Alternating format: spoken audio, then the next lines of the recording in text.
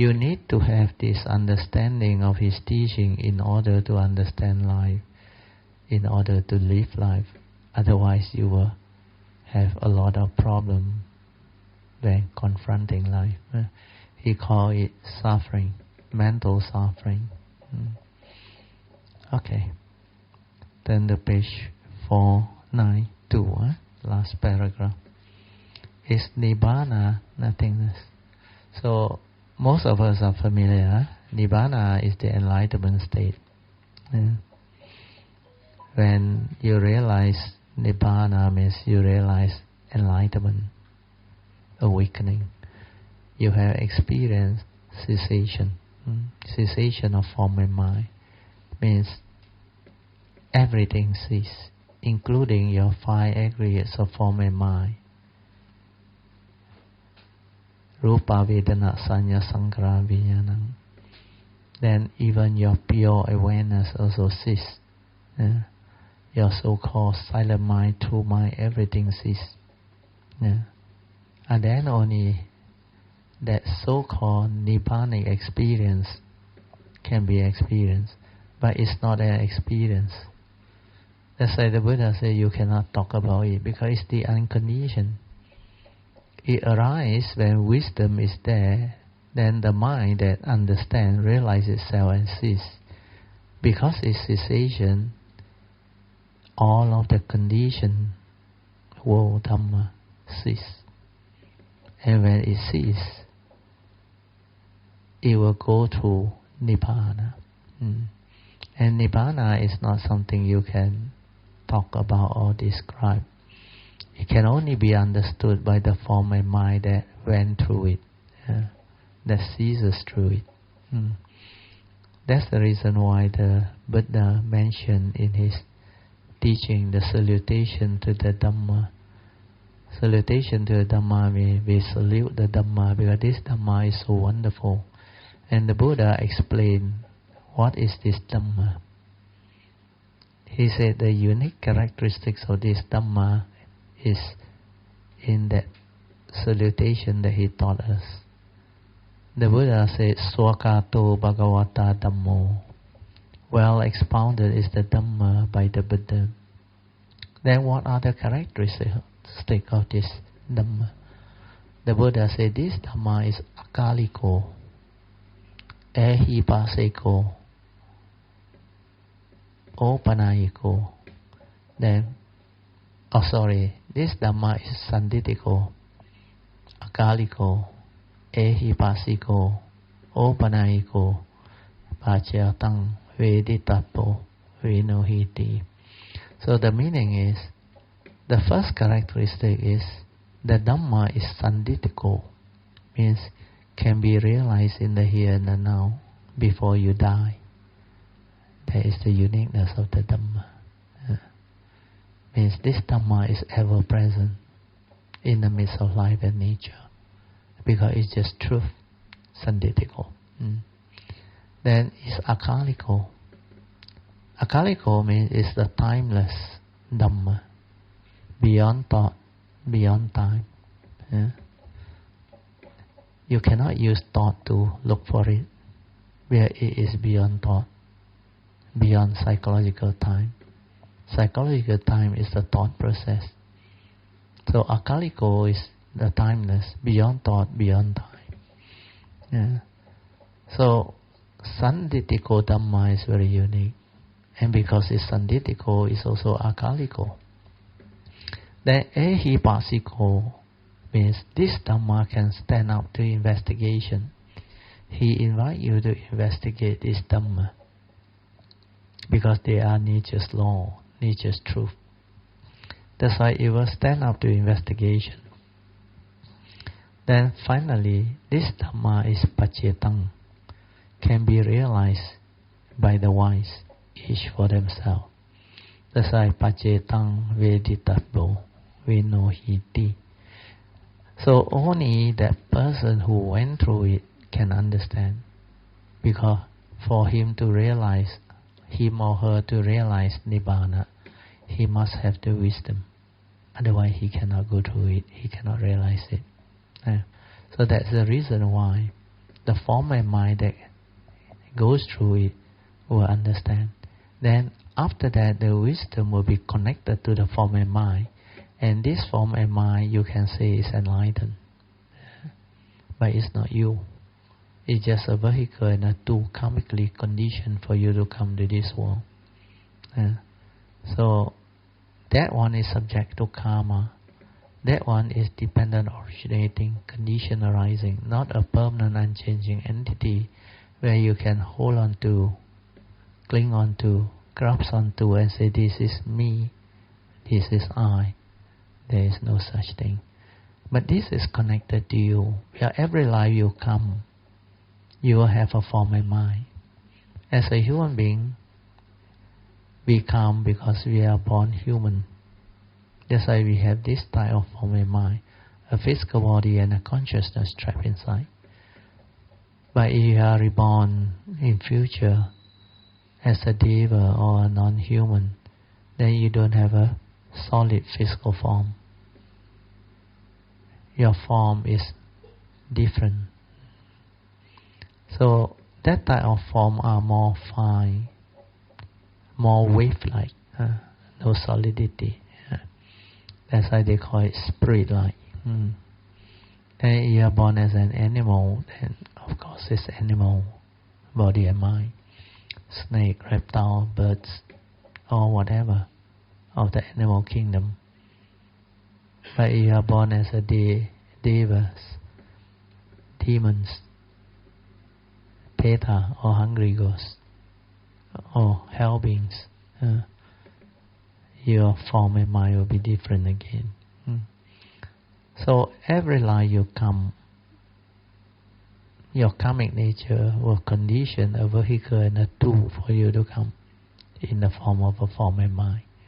So as human beings, we are more fortunate because as human beings we have the potential to become, to realize the highest potential, to become Sammasambuddha.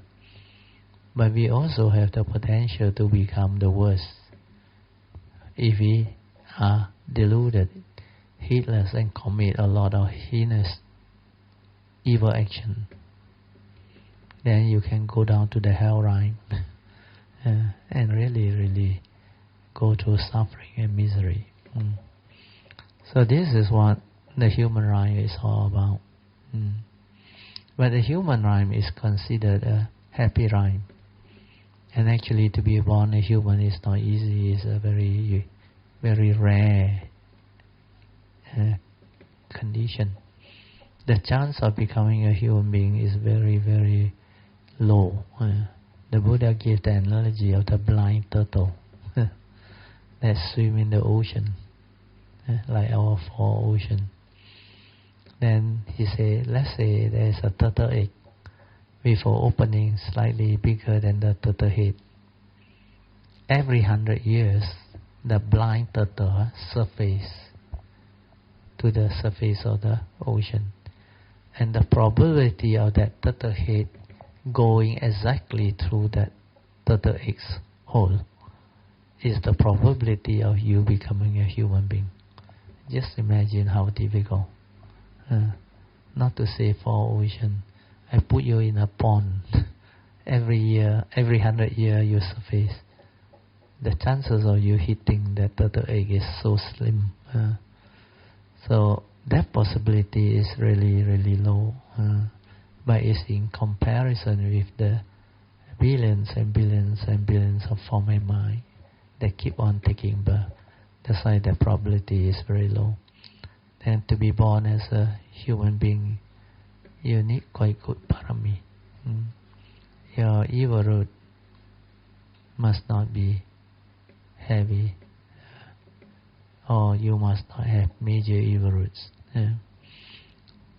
Then you must have certain good merits of parami. For people who keep their 5 precepts, chances of becoming devas are very high. If you know how to keep the precept well, then you don't have major evil. Chances are you can have rebirth as deva, but you must do meritorious action. especially Dana Parami.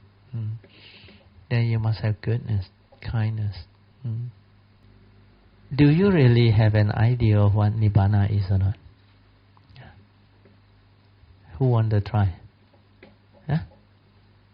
Give it a try. I think some of you may know because they have realized it. It is not something that you can easily understand, but it's good to have an understanding of it. You cannot describe and talk about it, but we can use word to describe what it is not. Because the unconditioned and the conditioned world, the two are different. Anybody want to try? Good. Pass to Adeline. Sadhu, very good. Never mind, just give it a try. It's a state of mind. Yeah. There's a total freedom. Yeah. There's no duality. There's no the five aggregates the five aggregate completely cease. That's why there is nothing inside there. Because it's unconditioned, it just cease. And there is no mind state, nothing. And all those words that the Buddha used is to describe what that thing is when you realize that. Because when you realize Nibbana, the form and mind cannot touch it, understand? Because the form and mind itself cease. But the form and mind that go through the cessation will know what that thing is. Because after that, if let's say your life force is still there, you're not supposed to die or go through parinibbana yet. That one they call enlightenment with residue. Means if you are an arahant, means an arahant with residue. Means there is still residue life force for you to come back. Then the form and mind will come back. But when it come back, you got no control. You got no say. But you don't worry. Initially, it's always a glimpse only. You cannot go in too long. It's a glimpse. The glimpse is enough to awaken you, to realize sainthood. Especially Sotapanna shape and Sakadagami shape. It's just a glimpse. A moment of cessation, very fast. But it's good enough. But that moment is so clear, so pristine. And the form and mind that realizes it will know what the thing is.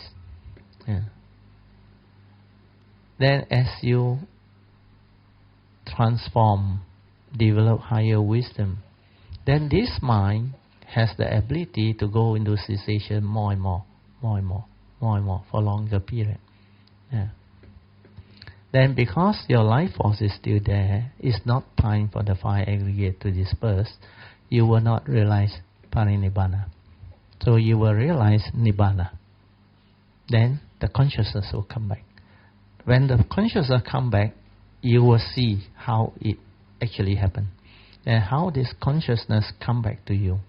Then how, from where it split into the three areas of major consciousness.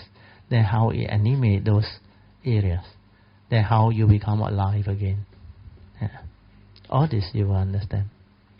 So as far as Nibbana is concerned, the Buddha always used this few words. He said Nibbana is the unconditioned. Nibbana is the unconditioned. This is a very important word.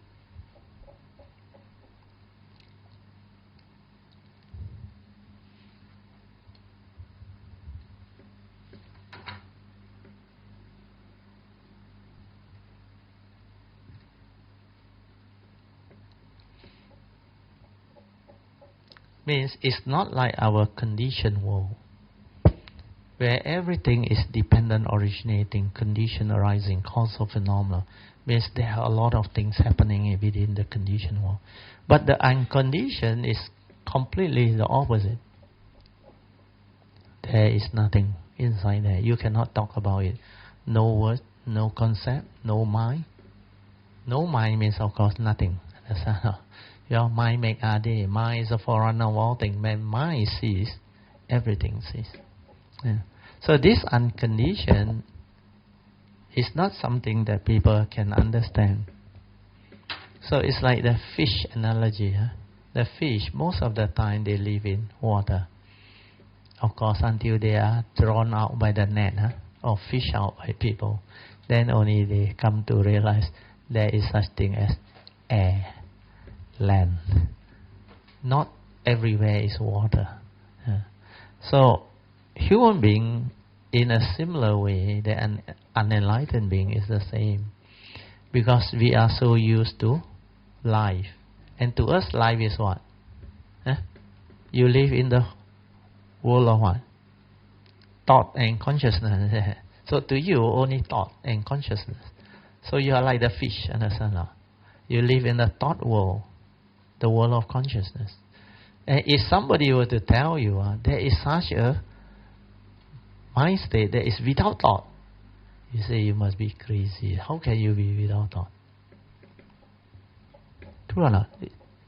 If I tell you there is such a state that is without thought, you agree or not? Unless you can realize that. You can realize the space between thought. You can realize the silence where there is no thought, no arising of mind state, no sankhara, nothing. Yeah. So in a similar manner, like the fish, living beings who are deluded, they cannot understand, they cannot see. Then you tell them there is a supramundane mind, which is very different from the heedless thinking mind. They will not understand. Then you tell them there is such thing as enlightenment, the unconditioned. Like what the Buddha said, if there is none of this unconditioned, if it's not because of the existence of the unconditioned, then escape from the conditioned world is impossible, the Buddha said. Because such as unconditioned exists. That's why escape from the conditioned world is possible.